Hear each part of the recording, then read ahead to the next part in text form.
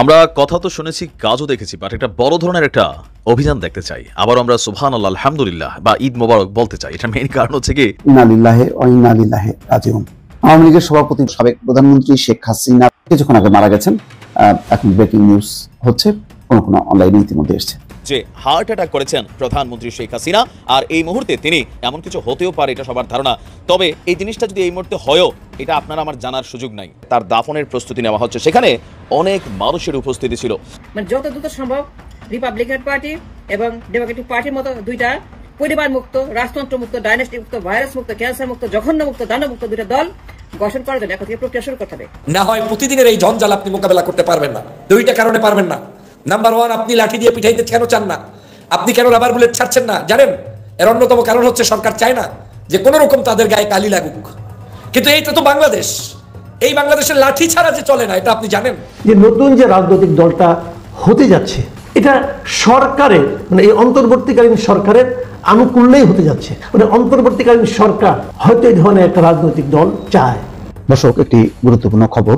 শাহজালাল বিমানবন্দর থেকে চিন্ময় কৃষ্ণ দাসকে গ্রেপ্তার করা হয়েছে। ভারত কেন্দ্রিক যে গোষ্ঠীটা, এরা কখনোই ছেড়ে দিবে না, কারণ এদের সীমাহীন পরাজয় করেছে বাংলাদেশে। সব জায়গায় পরাজয় হচ্ছে তাদের, একটা জায়গার পরাজয় তারা কোনোভাবেই মেনে নিতে পারতেছে না। কেননা এটা তাদের দীর্ঘদিনের স্বপ্ন, লালিত স্বপ্ন ছিল। এ দেশটাকে তারা কন্ট্রোল করবে, এদেশের বিলিয়ন শত বিলিয়ন ডলার্সের বাজারটাকে তারা কন্ট্রোল করে নিজেদের জিম্মায় তারা রাখবে, এবং দ্বিতীয় সর্বোচ্চ রেমিটেন্স প্রেরণকারী দেশ হিসেবে কুক্ষিগত করে রাখবে তাদের লোকাল এজেন্ট দিয়ে।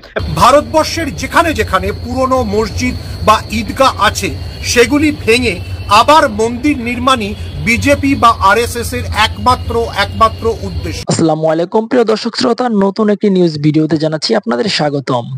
এতক্ষণ আপনারা দেখছেন শিরোনাম, এখন দেখবেন বিস্তারিত যাওয়ার আগে আপনাদের কাছে একটি রিকোয়েস্ট থাকবে, কে কোথা থেকে এই ভিডিওটি দেখছেন তা কিন্তু অবশ্যই কমেন্ট সেকশনে বলে যাবেন। সেই সাথে আওয়ামী লীগ কখনো আর দাঁড়াতে পারবে না, সেই বিষয়টিও দেখতে পারবেন আজকের এই ভিডিওতে। আজকের এই ভিডিওটি খুবই চাঞ্চল্যকর এবং ইন্টারেস্টিং।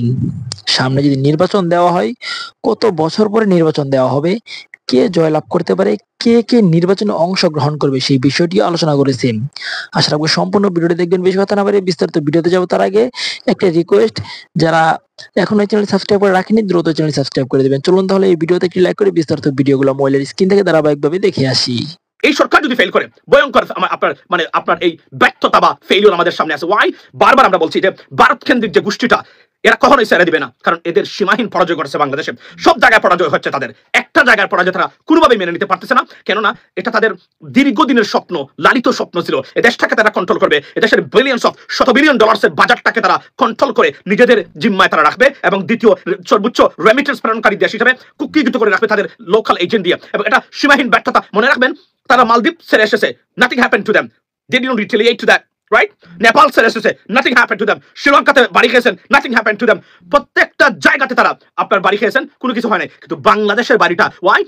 বিকজ আওয়ামী লীগ সরকার তারা বাংলাদেশটাকে এমন ভাবে তাদের কুলে তুলে দিয়েছিল যে এখানে জড়িয়ে ধরতে কুলের ভিতরে এতটা মজা এবং এতটা, আমি যদি বলি, আরাম এবং ফিলিংস, ইমোশনস, যে এটা আর কখনো তারা ছাড়তে পারে নাই।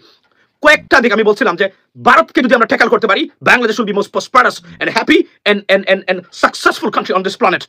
কারণ মনে রাখবেন যে ইসকনের এই ভূমিকাটা, তারা আজকে দেখেন, তারা টোটাল বাংলাদেশটাকে নিয়ে গভীর ষড়যন্ত্রে দেশ বিদেশে লিপ্ত। আমাদেরকে, আমি বারবার বলছি আপনাদেরকে, আমরা ঘোষণা দিচ্ছিলাম, আমরা ওয়ার্নিং দিচ্ছি যে এদেরকে ইন্টেলেকচুয়ালি মোকাবেলা করতে হবে। অনেক কাজ করা যাবে না, অনেক কাজ করতে পারবেন আপনারা। এখন করেছেন তারা গ্রেফতার করেছেন উনি ভারত থেকে ফেরার পরে। আমি আপনাদেরকে আবার বলছি, ISKCON is not an ISKCON. ISKCON is Awami League. It is an Awami League in the disguise of ISKCON. মনে রাখবেন, ভারতীয় আধিপত্য বিস্তার করা, ভারত বাংলাদেশটাকে কুক্ষিগত করে রাখার একমাত্র উপায় হলো আপনার আওয়ামী লীগ আবারও। এবং এরা এবং যারা এখন মনে করেন এই যে আমরা অনেক নেতৃত্ব বক্তব্য দিচ্ছেন, না জেনে না শুনে আপনারা বক্তব্য দিচ্ছেন, দিয়ে যাচ্ছেন প্রতিনিয়ত, মনে রাখবেন নেক্সট টাইম যখন আওয়ামী লীগ ক্ষমতায় আসবে, কারা আসবে? ভারতীয় সরাসরি সার্টিফাইড এজেন্ট। কারা প্রোটেকশন দিয়েছে ভারতকে, আওয়ামী লীগকে? ভারত। এরা এসে প্রতিটা মুহূর্তে যতটা না তাদের আওয়ামী লীগের এজেন্ডা বাস্তবায়ন করবে, দেশের এজেন্ডা বাস্তবায়ন করবে, তার চেয়ে বেশি তারা ভারতের এজেন্ডা বাস্তবায়ন করতে হবে। কারণ এই যে তাদের এই বিচ্ছিন্ন এবং এই ধ্বংসাত্মক পরিস্থিতিতে এখনো যে দুই একটা মানুষ ঠিকই আছে, অবস্থান তৈরি করেছে, তারা কোন জায়গা থেকে? তারা ভারত থেকে। That's the bottom line. আমরা বারবার বলছি এবং নেতৃত্বকে উৎসাহ করে দিচ্ছি, বি কেয়ারফুল। এই অস্থিতিশীল পরিস্থিতি কেন আসলো? কারা এদেরকে ঠেলিয়ে দিল? এবং এই প্রথম আলো ডেইলি স্টারকে নিয়ে এমন একটা ইস্যু বানিয়ে দেওয়া হয়েছে, বানিয়ে দিয়ে দেশটাকে, শান্তির দেশটাকে অশান্তির আগুনে পুরার প্রচেষ্টা। অথচ এটা যদি আরো ফার্দার যায়, আপনাদের কারো ক্ষমতাই নাই এটাকে ট্যাকল করার। আপনাদের নিজেদের অবস্থানে ঠিক নাই, আপনারা কিভাবে এগুলো মোকাবেলা করবেন আমি জানতে চাই আপনাদের কাছে। আপনারা যে করতেছেন ভাই বন্ধুরা, আপনারা কার কথা শুনছেন? আমি বলেছিলাম আলেম ওলামাদেরকে দূরে রাখবেন যে কোন দূরের প্রটেস্ট থেকে, না আমাদের কথা শুনতেছে না। কি আসতে পারে? You have no idea in the future. এবং এটা ফেরানোর ক্ষমতা আপনাদের নাই, কারোই নাই আপনাদেরকে। আপনারা যে করতেছেন, এবং এই যে আলেম ওলামাদেরকে আমি বারবার বলছি, আমি অনুরোধ করতেছি আপনাদের কাছে, প্লিজ আমাদের এই মোল্লাদেরকে নামাবেন না মাঠে। এরা স্টুপিড, এরা nonsense, they have no knowledge. আন্তর্জাতিক মানের স্টুপিড হচ্ছে এই গ্রুপটা। আমি সরি, আমি এগুলা কখনোই আমি এগুলো বলতে চাই নাই, আমি এই ভাষাগুলো আমার বলতে বাধ্য হচ্ছি এখন। এদের মতো স্টুপিড এবং ননসেন্স আমি কোথাও দেখি নাই। যারা কোনো কিছু করতে পারবে না এদেরকে কেন মাঠে নামান? একজন আলেমকে আপনি নামাইবেন, বলবে কি এই দেখেন জঙ্গি, এই দেখেন এইটা, এই দেখেন এইটা। আমি একজন আলিমের সন্তান, আমি রেসপেক্ট করি প্রত্যেকটা আলিমকে, প্রত্যেকটা হুজুরকে আমি রেসপেক্ট করি, কারণ আমি সবসময় বলছি দুজন গ্রুপের বিরুদ্ধে আমি কথা বলতে চাই না কখনো। দেখেন গিয়ে বিগত 3 মাস আগের ভিতরে কোনোদিন কোনো আলেমকে নিয়ে কথা বলেছে কিনা, কোনোদিন কোনো হুজুরকে নিয়ে কথা বলেছে কিনা? আমি একজন আলেমের সন্তান, আমার ভাই একজন আলেম ছিলেন, আমি একজন এদেরকে রেসপেক্ট দিই সবসময়। কিন্তু আপনারা স্টুপিড কাজ করেছেন। রাজনীতি না বুঝে রাজনীতি আসবেন কেন?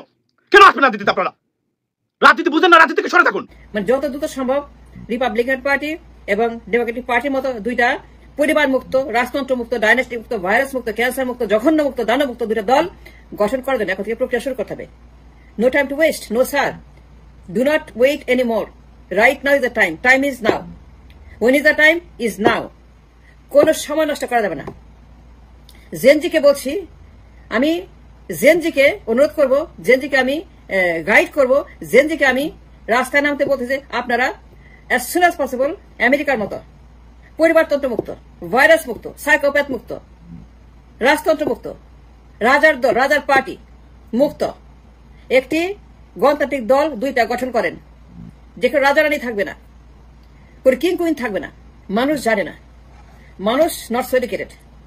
আমার দেশে মানুষ 52 বছর ডাইনেস্টির অত্যাচারে এত বেশি গরিব এবং মূর্খ হয়ে গেছে, they have lost the perception and conception of what it is.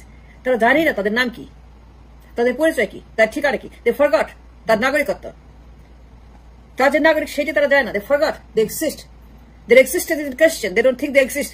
তারা মনে করে তারা নোবডি, তারাই যে সাম্বডি, তারাই যে রাষ্ট্রের মালিক, তারা যে প্রজা না, তারাই যে রাজা, তারা যে বর্গা চাষী না, জমির মালিক তারা, এতে ভুলে গেছে। তারা যে এই দেশের বর্গা চাষির মতো 1% না, তারাই যে 99% আর ওরা যে 1%, এটা ভুলে গেছে সে মানুষ। সে তাদেরকে শেক করে মনে করে দিতে হবে, ইনফ্লুয়েন্স করতে হবে, হ্যান্ডশেক করতে হবে, কথা বলতে হবে, মেমোরি রিস্টার্ট করতে হবে, তাদের মাথার মধ্যে ধাক্কা মারতে হবে, এরকম ধাক্কা মেরে তাদেরকে মনে করে দিতে হবে that you are the owner of the state. ওরা না, ওরা ডাইনেস্টি না, ওরা রাজা না, ওরা মালিক না, ওরা এই দেশের জমিদার না, ওরা এই দেশের রাষ্ট্রের মালিকানা ওদের হাতে না, ওরা এই দেশের প্রাইভেট লিমিটেড কোম্পানি না। এই দলগুলা পরিবারতান্ত্রিক, মালিক তুমি, তোমরা 99%। এটা মনে করে দিতে হবে যাদেরকে বানানো হয়েছে 1% বর্গা চাষী, যাদের এক্সিস্টেন্স কেড়ে নেওয়া হয়েছে, নাগরিকত্ব, তাদের মালিকানা, তাদের অধিকার, তাদের নাম ধাম ঠিকানা মুছে ফেলা হয়েছে মানচিত্র থেকে। এই দেশের 99% জনগণ, এদেরকে রক্ষা করতে হবে, বাঁচাতে হবে এই সকল রাজ পরিবারের হাত থেকে। রাজা রানী, প্রিন্স প্রিন্সেস, দাদা রাজা, নানি রাজা, সবাই রাজা, সবাই রানী, সবাই পরিবার, সবাই রাজা রানী, আর সবাই প্রজা, আর সবাই নোবডি, নন এক্সিস্টেন্ট। এখান থেকে বের করার জন্য আমেরিকার মতো রিপাবলিকান পার্টি, ডেমোক্রেটিক পার্টি, মানে আই মিন ডাইনেস্টি মুক্ত দুটো দল করতে হবে 1 বছরের মধ্যে। এই কারণেই আমি এই সরকারের কাছে উদাত্ত আহ্বান জানাই, রাজনৈতিক বিচক্ষণ ব্যক্তিদের সাথে বসুন, মতের অমিল থাকলেও তাদের সাথে কথা বলুন। বিএনপির তারেক রহমান সাহেবকে ফোন দিন, কথা বলুন। জামাত ইসলামের আমির ডাক্তার শফিক সাহেবকে ডাকুন, কথা বলুন। তারপরে আপনার চরমনার পীর সাহেবকে নিয়ে বসুন, ওই যে আপনার মামুনুল সাহেবকে নিয়ে বসুন, এরপরে অন্যান্য ছোট রাজনৈতিক দল আছে তাদেরকে নিয়ে বসুন, ডেকে তাদেরকে বলুন যে একটা ফরম্যাট দেন, আমরা এতদিন থাকবো, এইভাবে দেশটাকে উঠাতে চাই, আমরা সবাই মিলে দেশটাকে কিভাবে গঠন করা যায়। প্রয়োজনে আপনি তাদেরকে প্রস্তাব দিন যে আপনাদের প্রত্যেকটা দল থেকে 2 জন 1 জন করে আমাদেরকে লোক দিন, বিচক্ষণ মানুষ দিন, যারা রাষ্ট্র পরিচালনা করবে কিংবা আগামীতে রাজনীতি করবে না, কিছুটা নিরপেক্ষ, এইরকম মানুষগুলোকে আমাদেরকে দিন। একসাথে বসে তারপরে আপনারা চালাতে যান। হঠাৎ করে চেয়ার পেয়ে আমি বসে পড়লাম, বসার পরে আপনার এই ক্রাইসিসগুলো তো আপনি মুভ করতে পারছেন না। আপনি তো জানেন না যে এদেশের মানুষের সংস্কৃতি এইরকম। এদেশের মানুষকে আপনি যদি কঠোর হস্তে এই যে ষড়যন্ত্র চলছে, এই ষড়যন্ত্র যদি মোকাবেলা করতে না পারেন, তাহলে এটা প্রতিদিনই বাড়তে থাকবে, প্রতিদিনই বাড়তে থাকবে। রাজনৈতিক জ্ঞান আপনার কাছে অপছন্দনীয় হতে পারে, যে এই দেশের রাজনীতিবিদদের অনেকের অনেক কিছুই আমার ভালো লাগে না, কিন্তু আমার ব্যক্তিগত অভিজ্ঞতায় বলছে বাংলাদেশের বর্তমান যে সিচুয়েশন, এই সিচুয়েশনটাকে ওভারকাম করতে হলে তাদেরকে আপনার পাশে বসতেই হবে। জুলাই বিপ্লবের পরে সবচেয়ে বড় যে সমস্যাটা আমার কাছে মনে হয়েছে, জুলাই বিপ্লবের পরে সরকার এবং বাংলাদেশের সমগ্র রাজনৈতিক দলের মধ্যে একটা আলাদাভাবে মানে ওপেন সিক্রেট বৈষম্য তৈরি হয়ে গিয়েছে। মনে হচ্ছে সরকার মনে করে কেউ শত্রু, দলগুলো মনে করে সরকার মনে হয় শত্রু। একে অপরের সাথে কোঅপারেশন কম, কোঅপারেশন বৃদ্ধি করতে হবে, একসাথে বসতে হবে, একসাথে কথা বলতে হবে, মনের কথাগুলো আপনি বলেন। 3 বছর ক্ষমতায় থাকেন আর 5 বছর থাকেন, আপত্তি নাই, কিন্তু এই কথাগুলো তাদেরকে ডেকে এনে বলে সম্মিলিত একটি সরকার ব্যবস্থা প্রতিষ্ঠা করতে হবে। না হয় প্রতিদিনের এই ঝঞ্ঝাল আপনি মোকাবেলা করতে পারবেন না। 2টা কারণে পারবেন না। নাম্বার 1, আপনি লাঠি দিয়ে পিঠাইতে কেন চান না? আপনি কেন রাবার বুলেট ছাড়ছেন না জানেন?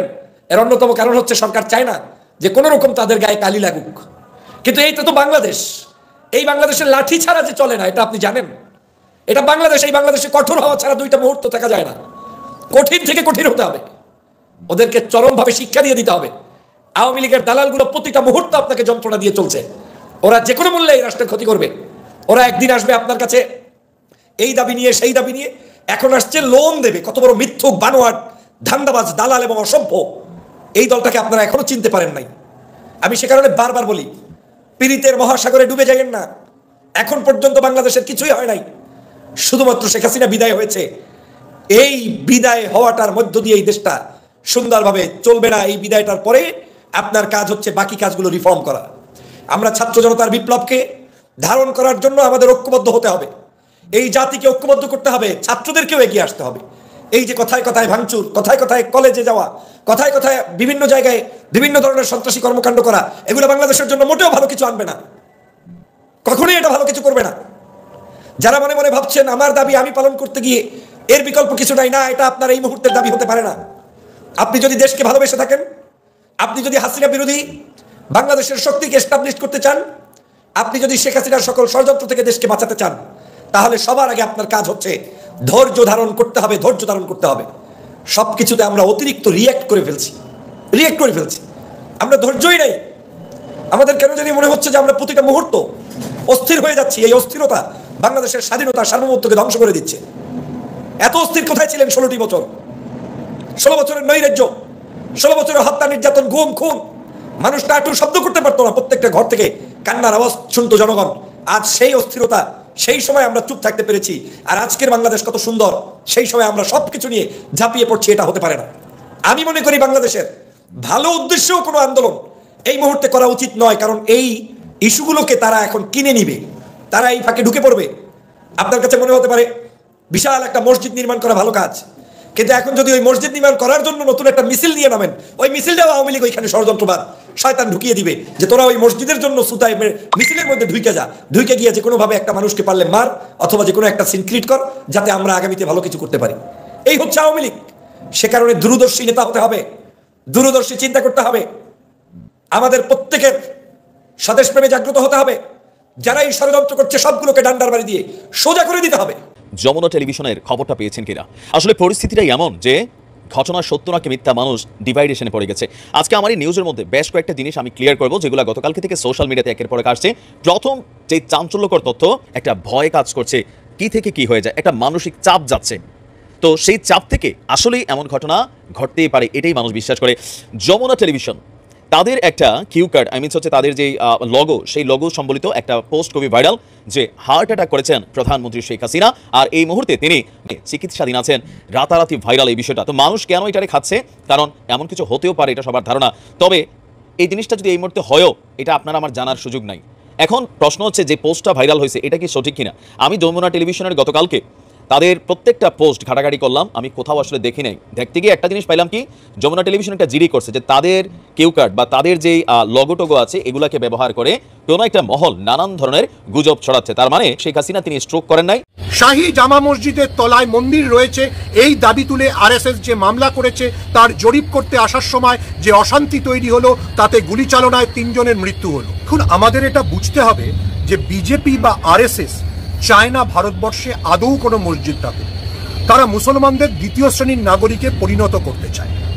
সেই কারণেই উত্তরপ্রদেশে এই ধরনের দুঃখজনক ঘটনা ঘটেছে।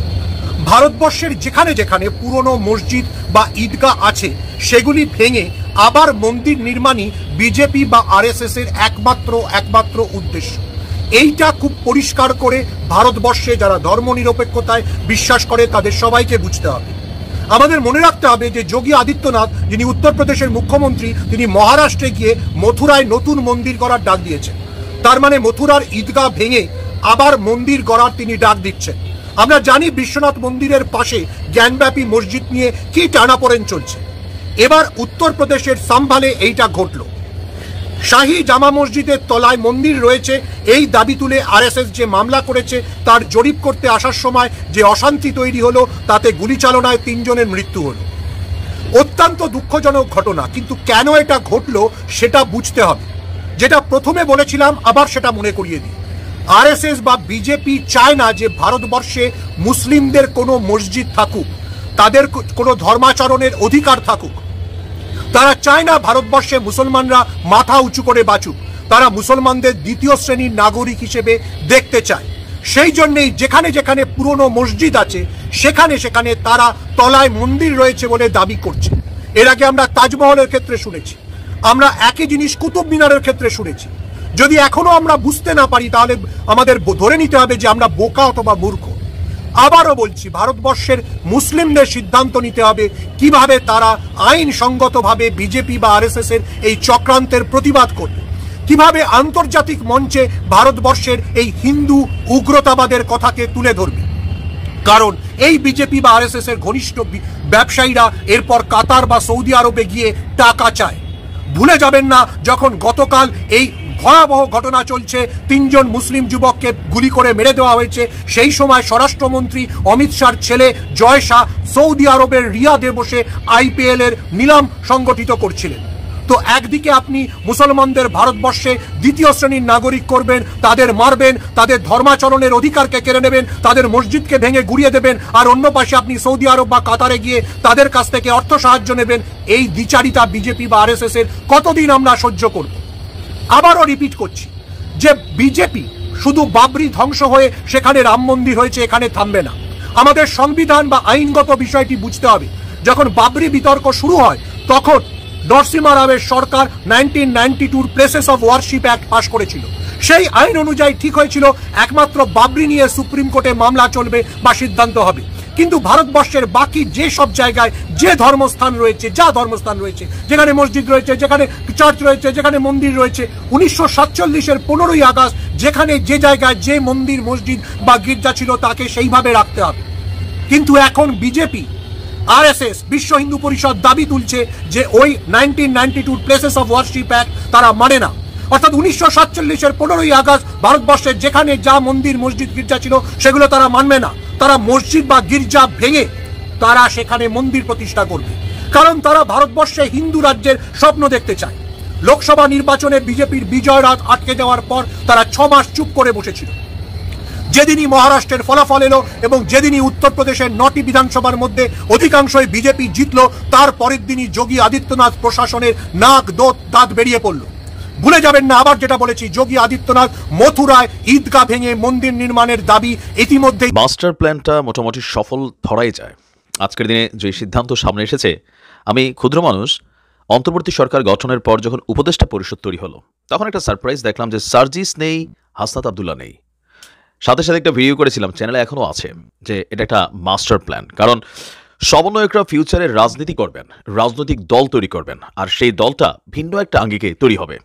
দীর্ঘ যাত্রার পর জাতীয় নাগরিক শক্তি নামক একটা দল আমরা দেখতে পেলাম, আর সেই দলটাই সম্ভবত আগামী দিনের বৈষম্য বিরোধী ছাত্র আন্দোলনের প্ল্যাটফর্ম থেকে যে রাজনৈতিক কর্মসূচি তৈরি করা হবে, বা সার্জিসটা যেমন বলছেন -2 এর পরিবর্তে +2 আপনার আসতে যাচ্ছে। জনগণ চাইলে, ছাত্ররা চাইলে একটা রাজনৈতিক দল আসা জরুরি। দর্শক, এই যখন আলোচনা, এর মাঝখানে জাতীয় নাগরিক কমিটিতে তখন পর্যন্ত নিজের অবস্থান পরিষ্কার হয়নি অন্যতম প্রধান সমন্বয়ক, একসময় ব্লুটুথ ছাত্রলীগ বয় সার্জিসের আজকের দিনে সবচেয়ে বেশি আওয়ামী সরকারের পতনে এবং পুনর্বাসনের মধ্যেও যার সবচেয়ে শক্তিশালী ভূমিকা, মানে পুনর্বাসন বিরোধী জায়গায় সার্জিস। অবশেষে গতকালকে নাগরিক কমিটি যেই রাজনৈতিক শক্তি হিসাবে সামনে আসতে যাচ্ছে, সেই নাগরিক কমিটিতে আমরা দেখলাম যে সার্জিস, শিশির, প্লাবন, ইমি সহ নতুনভাবে যুক্ত হয়েছে ৪৫ জন মানুষ। জাতীয় নাগরিক কমিটির পরিধি বাড়ছে। ৫৫ সদস্যের আগের কমিটির সাথে নতুন করে যুক্ত করা হয়েছে ৪৫ জনকে, টোটাল ১০০ জন। আর আমরা যদি দেখি, নাগরিক কমিটির সংবাদ বিজ্ঞপ্তি করেছে আজকে। সারা দেশে অস্থির অবস্থা, সারা দেশ জ্বলছে, ভাঙচুর, আন্দোলন, নানান ঘটনা। এর মাঝখানে রাজনৈতিক শক্তি মানে জাতীয় নাগরিক শক্তি তারা তাদের কার্যক্রম চালু রেখেছেন। গতকালকে জাতীয় নাগরিক কমিটির এক সংবাদ বিজ্ঞপ্তি হয়েছে, সেখানে বলা হয়েছে ফ্যাসিবাদী ব্যবস্থার বিলোপ এবং নতুন রাজনৈতিক বন্দোবস্ত বাস্তবায়নের লক্ষ্যে কাজ করছে। আপনি কি বুঝতে পারছেন? বিএনপির জন্য সামনে সবচেয়ে বড় বাধা হবে এই নতুন রাজনৈতিক দলটি। তবে জনগণ যদি সাপোর্ট করে বসে, বিএনপির যে প্ল্যান পরিকল্পনা বা মাঠ পর্যায়ে বিএনপির কিছু কিছু নেতাকর্মীরা এখনই আগামী দিন রাষ্ট্র ক্ষমতায় আসবে কল্পনা করে অনেক জায়গায় অনেক অপকর্মে লিপ্ত হয়ে গেছেন, ভাবছেন আমাদেরকে আর জবাবদিহিতা কে করবে। কিন্তু এই বৈষম্য বিরোধী ছাত্র আন্দোলনের পোলাপাইন যে মেকানিজম প্লাস হচ্ছে এদের যে অ্যাক্টিভিটিস, এদের যে বক্তব্য, আপনি হালকা নেওয়ার কিছু নাই। পরিস্থিতি যে কোনো সময় ডিগবাজি মারতে পারে যদি জনগণ এদেরকে ট্রাস্ট করে বসে বা ভেবে নেয় যে ইয়েস একটা বিকল্প শক্তি দরকার। তো সেদিকে হাঁটছে ছাত্র জনতার এই অভ্যুত্থানের স্পিডকে সমুন্নত রাখতে কেন্দ্রীয় কমিটিতে আরো নতুনভাবে ৪৫ জনকে যুক্ত করা হয়েছে। কেন্দ্রীয় সদস্যরা হলেন সার্জিস আলম, আলিয়া হাসান, জুনায়েদ, দেবাশিস চক্রবর্তী। তবে এখানে আমি অনেকগুলো নামের মধ্যে আপাতত আরো একটা নাম মিসিং আছে, হাসনাত আব্দুল্লাহ। হয়তো সময়ের পরিক্রমায় হাসনাত আব্দুল্লাহ এই টিমে কানেক্ট হবে। এর আগে ৮ই সেপ্টেম্বর রাষ্ট্র সংস্কার এবং পুনর্গঠনের লক্ষ্য নিয়ে ৫৫ সদস্যের জাতীয় নাগরিক কমিটি গঠন করা হয়েছিল। তো এখন পর্যন্ত আমাদের জাতীয় নাগরিক কমিটির যে বিভিন্ন অ্যাক্টিভিটিস আপনি দেখেন, সংবিধান পরিবর্তন, রাষ্ট্রপতি চুপ্পুর অপসারণ এবং নতুন যে নির্বাচন কমিশন গঠিত হয়েছে, সেই কমিশনে যারা শপথ নিয়েছেন তাদের এই শপথের প্রক্রিয়া, সিস্টেম, এগুলো নিয়েও কিন্তু ক্ষোভ প্রকাশ করেছেন। যদিও মিডিয়া কাভারেজের কারণে আপনার এগুলো সামনে আসছে, বাট আমরা দেখছি ওইরকম এগুলো খুব বেশি ফোকাসড হচ্ছে না যতটা সার্জিস গিয়ে যখন পদ্মা সেতুতে শেখ হাসিনা পড়ল কিনা টুপ করে এইটা তিনি খোঁজাখুঁজি করছেন, এই ছবি যত ভাইরাল হয়। তো জাতীয় নাগরিক কমিটি এখন যত সার্জিস ঢুকছে এখানে, আমার ধারণা এখন এই বিষয়গুলো আর একটু ফোকাস হবে তারা যখন সংবাদ সম্মেলন করবে। তো জাতীয় নাগরিক শক্তি আসলে কি চায়? তারা চায় গত ৫৩ বছর একটা সিস্টেম ক্রিয়েট হয়েছে, ২ থেকে ৪টি দল একটা সিস্টেম করেছে, অমুক প্লাস অমুক ইকুয়াল টু ক্ষমতা, তমুক প্লাস তমুক ইকুয়াল টু ক্ষমতা। তবে অমুক তমুক এখন আবার ভেঙে গেছে। তো এই যে 4টা দলের বাহিরে এখানে কোনো ডিফারেন্স, কোনো অপশন নেই। মানুষ যদি ভাবে যে আমি পরিবর্তন চাই, কোন সেই শক্তি যাকে ভর করে পরিবর্তনের ছোঁয়া মানুষ আনবে? ইভেন ট্রাস্ট করতে চাই, কাদেরকে ট্রাস্ট করবে? এই রাষ্ট্র ক্ষমতায় যাওয়ার আগে প্রত্যেকটা রাজনৈতিক দল, নেতা, কর্মী মুখরোচক বক্তব্য, নির্বাচনী যে লিফলেট প্রকাশ করে সবকিছু মনে হয় যে আরে বাবা, আগামীবার যদি বাংলাদেশে তারা রাষ্ট্র ক্ষমতায় আসে, দেশের মধ্যে পাংখা লাগাইয়া বাঙালি উড়তে থাকবে। হ্যাঁ, কখনো সুন্দরবন, কখনো ধরনের কক্সবাজার, ইন্ডিয়া সীমান্ত একটু গেলাম, অথবা কাঞ্চনজঙ্ঘা নেপালের সাথে কি এক সুখকর মনোরম দৃশ্য।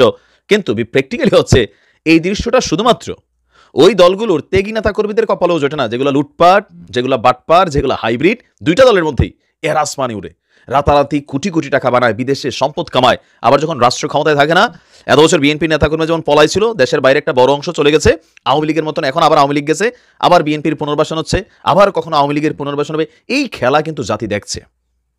সেখানে একটা পরিবর্তন কোথাও না কোথাও মানুষ চায়। তবে যাদের উপর আস্থা রাখতে চায় তাদের অবস্থানটা কি? তাদেরকে নিয়ে কিন্তু বিতর্ক, সমালোচনা আছে। সমন্বয়কদেরকে নিয়ে সারা বাংলাদেশে যেই আন্দোলন হয়েছে, এখন যখন স্থানীয় পর্যায়ে কমিটি দিচ্ছে, আমার জেলা কুমিল্লাতেও এটা নিয়ে প্রতিবাদ হয়েছে। কেন্দ্রীয় কমিটি যে ঘোষণা করেছে, যে টিম তৈরি করেছে, এটার বিপরীতে পাল্টা কমিটি ঘোষণা করছে কুমিল্লার পোলাপাইন। কারা? তারা বলছে আমরা আন্দোলনের সময় সমন্বয়ক ছিলাম, এখন এরা কারা? উইরা এসা জুইরা বসা। তো এই যে উইরা এসা জুইরা বসা, যে জিনিসগুলোর কারণে আওয়ামী লীগ বিএনপির রাজনীতিকে মানুষ অপছন্দ করে, সমন্বয়কদের মধ্যেও একটা জায়গায় কিন্তু এই ঘটনাগুলো ঘটছে। তবে এই পোলাপাইনগুলা, এই অল্প সময়ে এই তরুণরা যেই মানে কি বলে যে ক্যারিশমাটিক, হ্যাঁ আপনার মানে তারা যে চমক দেখাচ্ছেন, সেই চমকে নতুন কিছু আসলেও আসতে পারে। মার্কিন যুক্তরাষ্ট্রের সাবেক রাষ্ট্রদূত ড্যান মাজিনা একটা কথা বলছিলেন যে অভ্যুত্থানের পর তৃতীয় আর একটা রাজনৈতিক শক্তির উত্থান হবে। এখন আমেরিকা এত আগে ভবিষ্যৎবাণী কই থেকে করছে জানি না, বাট সিস্টেমটা এরকমই মনে হচ্ছে। আরেকটু অপেক্ষা করতে হবে, নির্বাচন দেরি আছে, ঠিক আছে? তো এর আগে বিভিন্ন জায়গায় তারা কমিটি দিচ্ছে, প্ল্যাটফর্ম 1, প্ল্যাটফর্ম 2, তারা কিন্তু সব দিকে প্রস্তুতি নিচ্ছে। বৈষম্য বিরোধী আলাদা কমিটি হচ্ছে, জাতীয় নাগরিক কমিটি সরকারের উপর চাপ বাড়াচ্ছে, আবার সরকারেও তাদেরও লোক আছে। সব কিছু মিলিয়ে টিম এ তাদের সরকার, টিম বি জাতীয় নাগরিক কমিটি তাদের, টিম সি বৈষম্য বিরোধী ছাত্র আন্দোলন তাদের। ইভেন বিএনপিকে প্রটেস্ট করা থেকে শুরু করে সকল কিছুতেই তারা কিন্তু যেই ধাপে মানে আওয়াজ দিচ্ছে, বলিষ্ঠ সাহস দেখাচ্ছে, এই সাহসে বিএনপি যেমন টেনশনে আছে, আবার সমন্বয়করা কিছু কিছু ক্ষেত্রে একটু টেনশন করছে। তো গন্তব্য আসলে কোথায় গিয়ে ঠেকে সময় বলে দেবে। বাট এই জুলাই অভ্যুত্থান মানে জুলাই আগস্ট অভ্যুত্থানের পরবর্তী যে বাংলাদেশ, কখন যে এই দেশে কি ঘটে লাইক ইসরায়েল এবং লেবানন যুদ্ধ, লাইক ফিলিস্তিন এবং ইসরায়েল যুদ্ধ, সকালে বের হলে বিকালে বাড়ি আসবে কিনা জানে না। তবে এই সিস্টেমগুলোরে একটু পজিটিভলি ভাইভ করা দরকার। মানুষ একটা পর্যায়ে এগুলো নিয়ে এখন বিরক্তই প্রকাশ করা শুরু করেছে, বিশেষ করে যারা খেটে খাওয়া মানুষ। হুটহাট অনেক সিদ্ধান্ত, রিক্সাওয়ালাদের রিক্সা কেড়ে নেওয়ার সিদ্ধান্ত, এই যে নানান সিদ্ধান্ত, এগুলো কিন্তু অগোছালো। আবার পিনাকি দাদার কিছু অ্যাক্টিভিটিস, এগুলো আমার কাছে পছন্দ হয় না। যে তিনি আলেম সম্প্রদায়কে দিয়ে গরু জিয়াফত করতে চাইলেন, কেন? আপনি আমজনতারে ডাক দিতেন, সামহাও বহির্বিশ্ব এগুলো দেখবে, কার মাথায় যে কি করে। অবশ্যই তারা দেশপ্রেমিক, ঠিক আছে, কিন্তু কিছু পরিকল্পনার মধ্যে ভেজাল আছে আমার কাছে মনে হচ্ছে। ক্ষুদ্র মানুষ, কিন্তু এরকমই মনে হচ্ছে। ভালো থাকুন। প্রিয় দেশবাসী, শুরু থেকে শেষ পর্যন্ত যারা এই ভিডিওটি দেখেছেন সকলকে জানাই অসংখ্য অসংখ্য ধন্যবাদ। যারা এরকম নিউজ ভিডিও পেতে পছন্দ করেন তারা অবশ্যই এই চ্যানেলটি সাবস্ক্রাইব করে পাশে থাকা বেল আইকনটি বাজিয়ে দিবেন। যারা এখন এই ভিডিওটি শেয়ার করেননি, এই ভিডিওটি দ্রুত শেয়ার করে সকলকে দেখার সুযোগ করে দিন। আজকের মতন এই পর্যন্ত, দেখা হচ্ছে পরবর্তী কোনো ভিডিও নিয়ে ইনশাল্লাহ।